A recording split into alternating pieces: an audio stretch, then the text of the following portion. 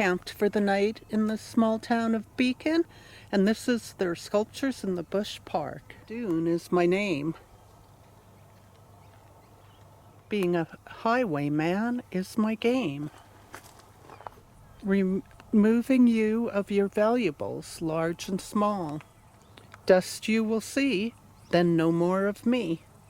Various metal sculptures in this area, and little bits and pieces to be found here and there as you walk through the park.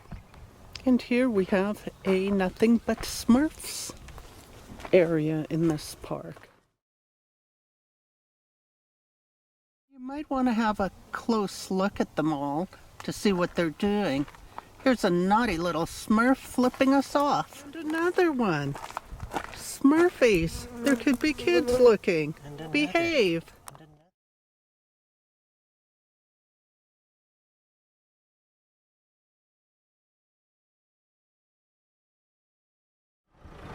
You're on the top of a fence post sunning yourself.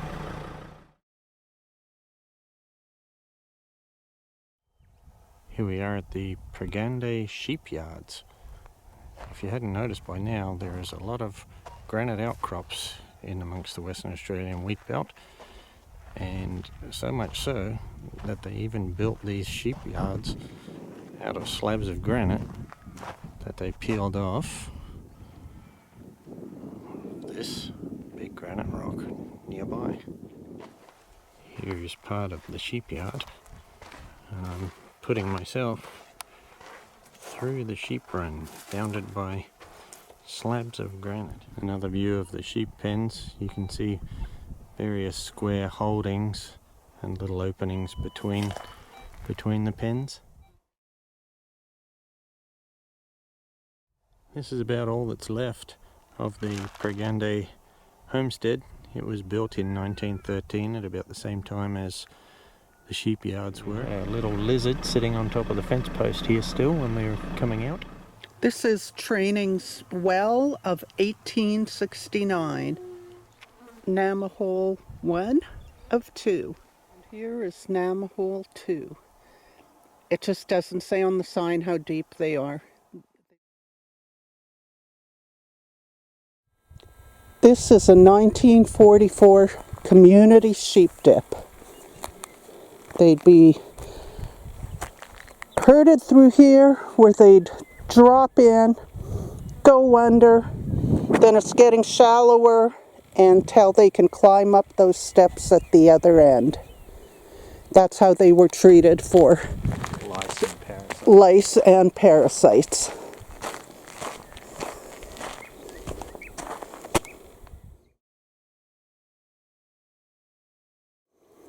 Oh, and here we have concrete tank. Grant says that it is full right to the top. But I tell you, we had to trek through bush to find this thing. And if it wasn't for someone having coordinates to these two things online, we would never have found them.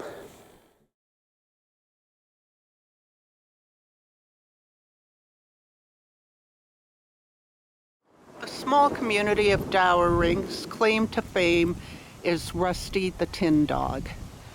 He got his name after Tin Dog Creek. In the late 1800s, the staple of the day was canned beef, referred to as tin dog, and the workers threw all their tins in the creek. Thus, we have Rusty the Tin Dog.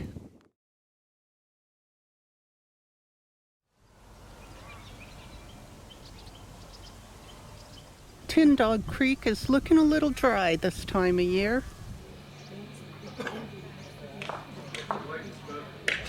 Dowering concludes the Wheatbelt Way driving trail that we have just shown you. Hope you've enjoyed traveling along with us. See you on our next trip.